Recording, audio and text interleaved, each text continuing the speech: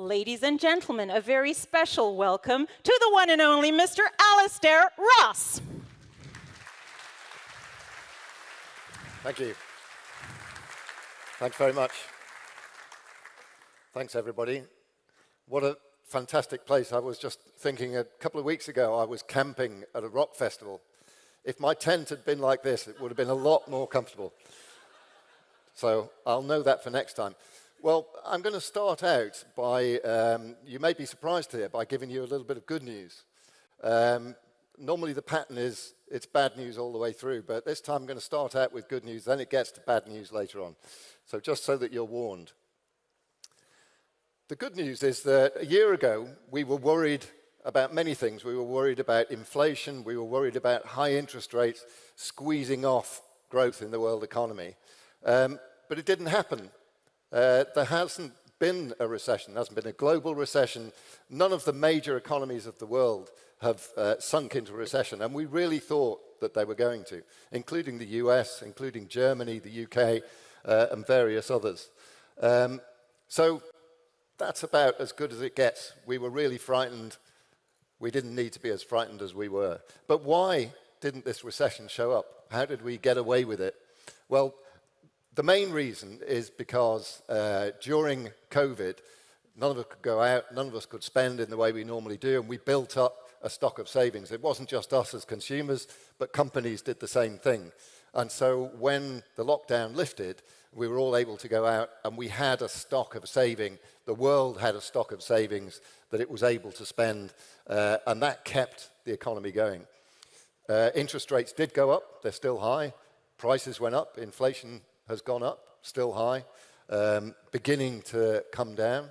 But consumption kept everything moving, kept the world economy moving, and gave us all this breather, this reprieve from what we feared would be the worst a year ago.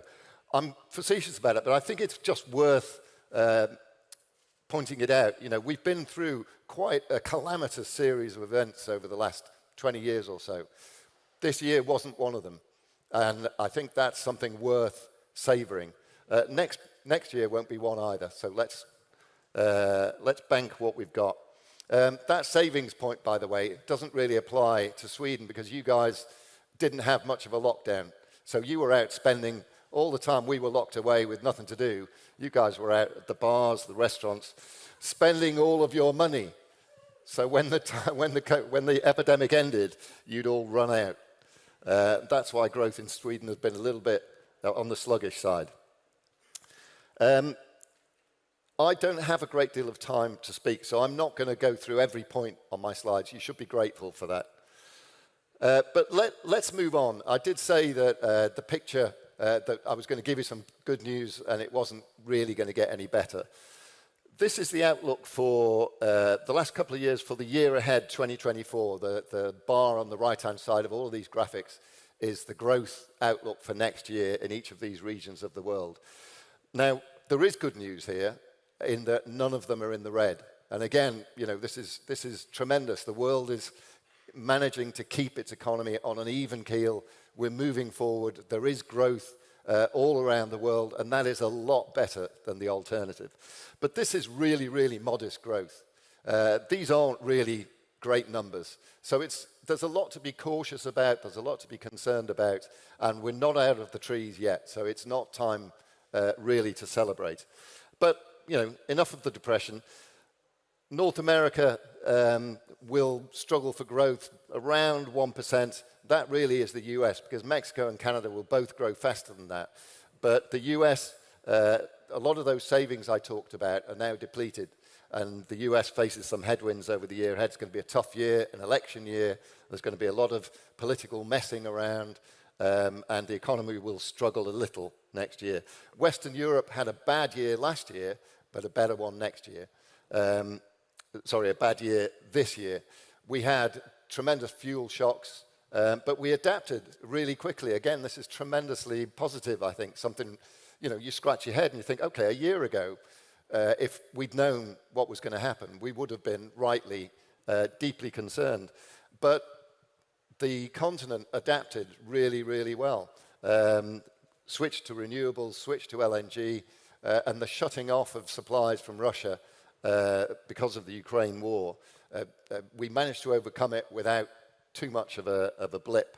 As you can see, growth was very low this year, about 0.9%, but some recovery next year. Eastern Europe was hit really hard by the Ukraine crisis for all the same reasons that the rest of the world was, big interruption in supplies, but also a wave of refugees coming through Eastern Europe, and Eastern Europe's trade connections, obviously with Russia, tremendously important, and those were disrupted to a great extent. But Eastern Europe has overcome those barriers, and with the help of recovery in Western Europe, Eastern Europe is going to do quite well next year. Latin America, big commodities exporters. Commodities did quite well last year, so Latin America didn't do too badly, and next year it will continue to do okay. Interestingly, in Latin America, there's been, interesting in the context of something I'm going to talk about later on, there's been quite a strong swing to the left in politics in Latin America, and it's gone quite far. So some of the left-wing governments in Latin America, and I'm not just talking about Venezuela, much more recently than that, there's been quite a movement to quite radical left-wing governments. They're doing okay, but there is a pause in investment, in confidence, and that is hitting growth in Latin America, and that will continue. The Middle East did well because of oil, obviously very high oil and gas prices, but is always prone to the political upheavals that occur and are occurring in different parts of the Middle East, and that holds back growth. Africa, similarly, quite disappointing actually, because not that long ago we were looking at Africa, some countries in Africa, Rwanda, Ethiopia, Ghana, growing really quite quickly, and you had a great deal of hope that there was going to be some real sustained long catch-up growth. It seems to be faltering, Ethiopia in particular, and there are other countries in Africa where the performance is much, much, much weaker. Sierra Leone, Niger, really stagnant or going backwards. So Africa's a little bit of a disappointment considering how much it needs to do to catch up. The Asia-Pacific region has been the big driver of growth in the global economy for the last few years. Of course, most of that is China. Interestingly, next year, and I'm going to talk about this in a bit more detail soon, interestingly, China is going to hand on the baton of being the major driver of growth to some other economies in the region, because China is going through a much tougher period at the moment and probably for the coming years. So let's move on from that. Actually, let's just look at some of these individual countries. I picked out some. Ukraine, 3.3 sounds pretty good, but its economy is half the size that it was before the war broke out. So this really is stagnation in Ukraine's terms. Russia, 1.4. Russia should be growing at 5-6% like China and India. It has all the potential, all the capacity to do that, but for reasons that will be obvious to most of us, that potential is being squandered. And its entire economy is being re-geared to a war economy that's going to be a drag on growth in Russia for many years to come. India and China have swapped places in terms of the fastest growing.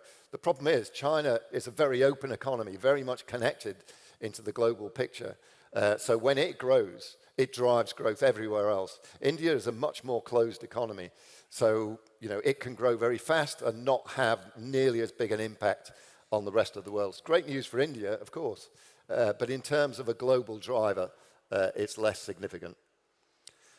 Global growth as an average, an aggregate, 2.4, doesn't tell you very much, except that it's not 1.4 or 0, and that's good news. The global economy is on track to carry on growing, and that's what matters. So let's move on and talk about some of the real deep drivers of what's going to be happening in the world over the next year, 2, 3, 4, 5 years. I've focused here on Donald Trump, not because it's the most likely outcome. I think marginally it's not the most likely outcome. My hearing sighs of relief around the room. I think that Biden is the more likely candidate to come through and win the next election.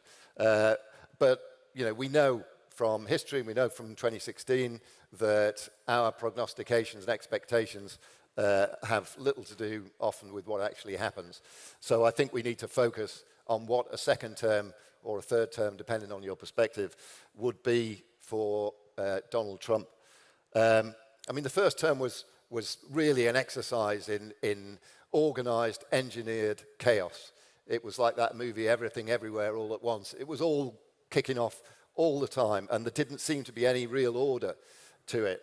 I think that a feature of the next term, if Donald Trump wins one, it will be much more organized. So on the surface, there may appear to be a lot of chaos because that's how his train rolls. But I think that he'll bring in with him a much more professional, battle-tested core of MAGA loyalists who will run things in a more organized, more systematic way. That's not necessarily an endorsement.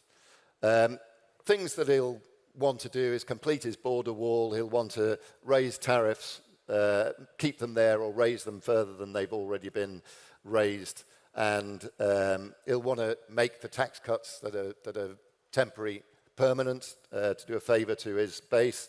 And we'll have, culture wars on steroids. So we should be prepared for that. But the concern for me, I don't want to, over-dramatize this. But the concern for me is that I'll be talking a little bit later about Xi Jinping in China, and his vision for the way a country should work, for how governance should work, and the conflict between that and Western-style democracy. And that clearly is the confrontation of our times, of our generation. But Donald Trump, I think, represents a third style of governance. And to me, it's potentially more concerning even than Xi Jinping, because it involves what he and his people around him call dismantling the deep state.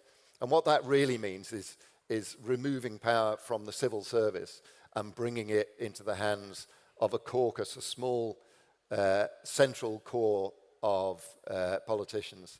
And that, I think, in our democratic tradition, is a dangerous thing to do. And that's what really concerns me about the prospects for a second term. As I said, I think Biden is the more likely to win. I think the MAGA Republicans have probably overplayed their hand in many respects. Issues like abortion, they are very popular within the base, but they're much less popular nationwide. So I still think Biden's the favorite. And if he comes in, I expect continued strong engagement with allies, a more pragmatic approach to trade and tariffs. I expect a continuing aggression towards China. I don't think that relationship is fixable. But I do think that from the point of view of global leadership, America will be will play much more of the role that we've relied upon it to play since the Second World War than it will under Trump. Let's move on and talk about I was going to say the next autocrat, but that would be unfair. China has been the story of the last 20, 30 years. We've all felt it, whether we've been aware of it or not. I'm sure all of us have been aware of it, but even in ways that we're not aware, China has driven the global story for the last 30 years and at an accelerating pace. But interestingly, and really just going back 2 or 3 months, I'm suddenly hearing far more concern about China than I've heard for many, many years. There are doubts emerging from every corner. Everybody is concerned. Every analyst is readjusting their forecasts for China. Something isn't working. Something's going wrong. And it matters getting that right for a number of reasons, not least because, as I said before, China is a key driver of global growth. In terms of trade, China has been responsible for so many of the ships moving around between your ports, your ships, that what happens in China is instantly, directly important for the trade, the bigger trade story. So what is happening? I think there are a few problems. One is that the post-COVID growth spurt that everybody was expecting simply hasn't happened. So China had a bigger lockdown than everybody. The zero COVID policy was an extraordinarily paralyzing event in the Chinese economy. When it was lifted, the idea was all of this pent-up demand that we're seeing here in Europe and in America would all come back out onto the streets, and the Chinese economy would blow up, would boom. People were expecting growth rates of 10% in the second quarter of this year. What they got was 3%, which is, in Chinese terms, is lower than what we would generally expect in America. So this is really not a great performance for China. One of the problems with that is that it brings along with it, if China stops now, if China's growth story begins to peter out now, it's not just a direct blow to global growth. It's a question of the whole Chinese model of growth, and there's a question of how the Chinese leadership will respond. One of the characteristics of Chinese leadership most recently is that Xi Jinping has broken with a tradition that's been in place for decades in China, that each leader has two leadership stints, 5 years and then another 5 years. 5 years to set out their aims and 5 years to set their legacy and prepare for the next generation of leaders. Xi Jinping has broken that, not just by holding on to power, but by concentrating and personalizing that power around himself. And one of the things you could say for the Chinese model of governance was that it was very, very practical, very pragmatic. Leaders got to where they were because of their proven success over a long career. And then they handed on to another generation who similarly showed merit through their performance. This is no longer the case with Xi Jinping, and it means that the focus of politics changes. It shifts from a generational change, transition one after another with an underlying continuous mission to something of personality. How do I stay in power? How do I protect my position? How do I prevent anybody else from threatening my authority? And that's a very different way of running a country from the way China has been run. And generally, that focus doesn't work out well. I think we have plenty of examples around, but one of them certainly is Vladimir Putin, who had the same opportunity 15 years ago to arrange a succession, to consolidate a system and a vision for the country, but without him at the head. He didn't do that. He held on. He's concentrated power more and more, and we've seen where we've got to. So that's a concern, I think, in China. Let's move on. Actually, I did just want to show you this. I mean, this is, again, extraordinary to me, because the whole Chinese model is based on, as all of our models are, it's based on an implicit agreement between the government and the governed, that we will let you govern us as long as you give us the kinds of things that we want. That's been the deal in China. China's Communist Party has said, we'll govern you forever, but in return, we'll give you jobs, we'll give you development, we'll give you advancement, economic growth, and so on. And recently, the government has been falling back on this, on its part of the deal. And you can see here, this confidence among consumers in China has just completely fallen off a cliff over the course of the COVID pandemic.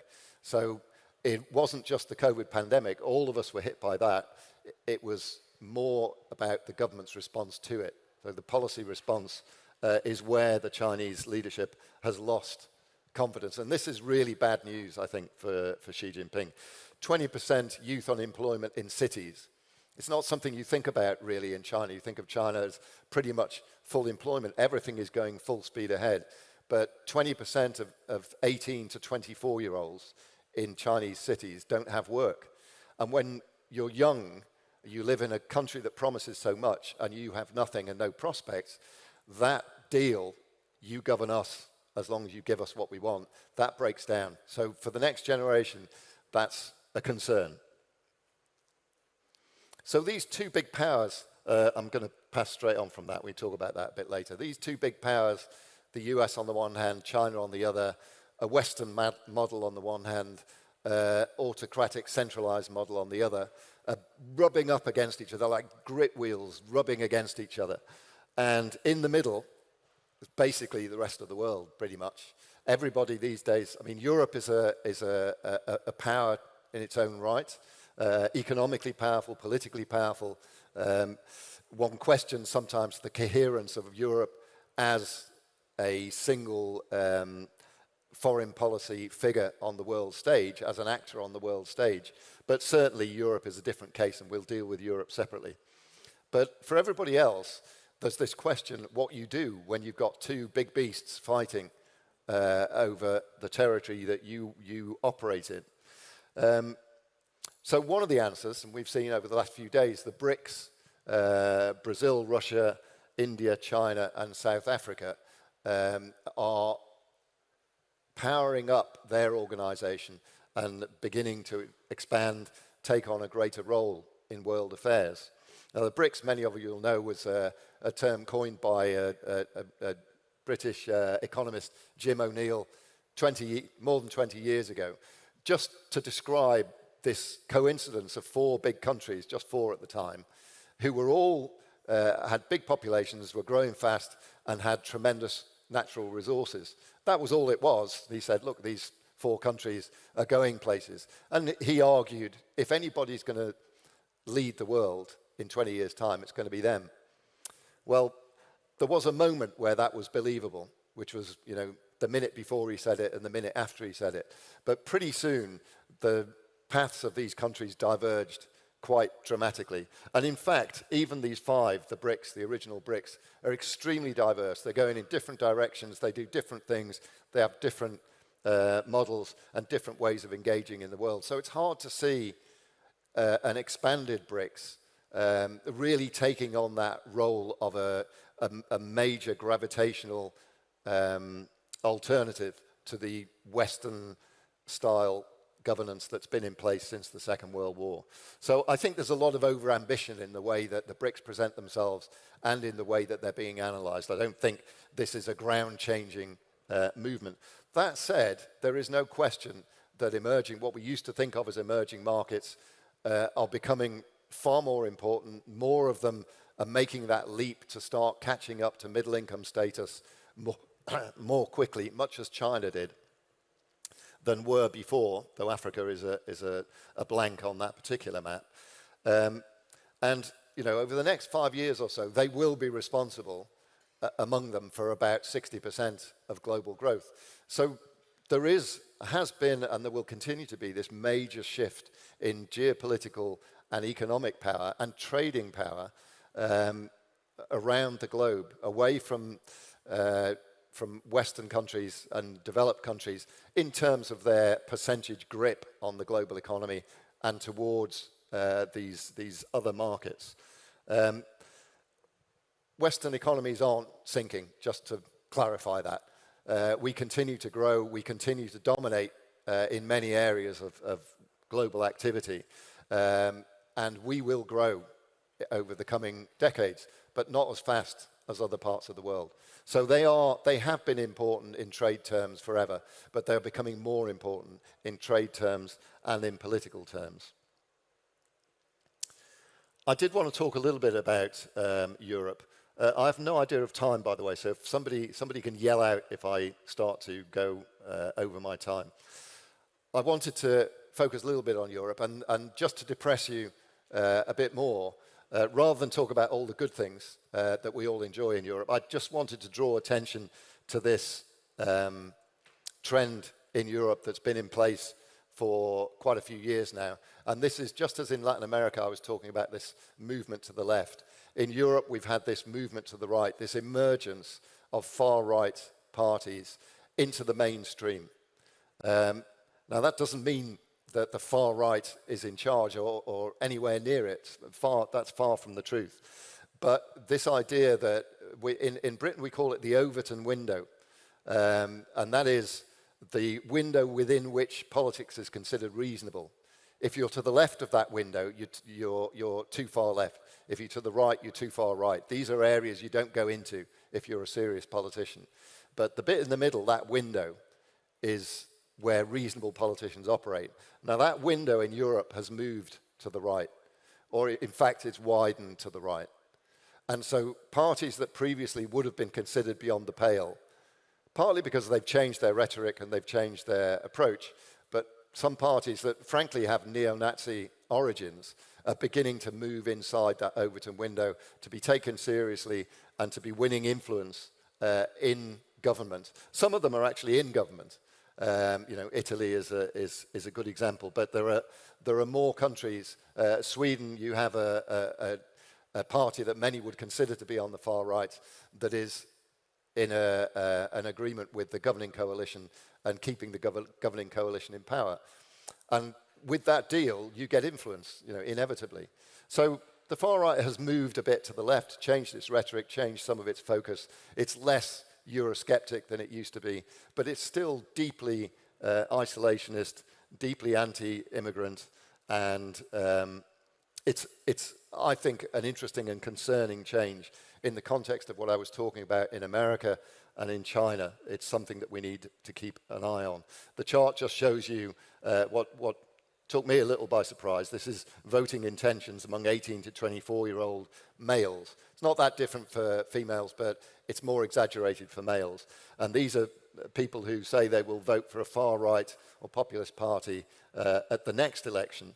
And you can see Finland up there. That's 33% of young Finnish men say they will vote for the far right in the next election. So this is something that is happening. It's a tendency that's been underway, but it's going to continue. And these people are young, so this has got some years yet to run.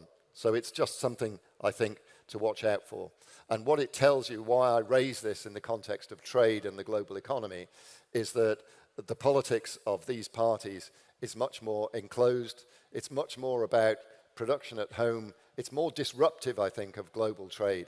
It's anti-globalization. Globalization has been, an extraordinary accelerant for global trade.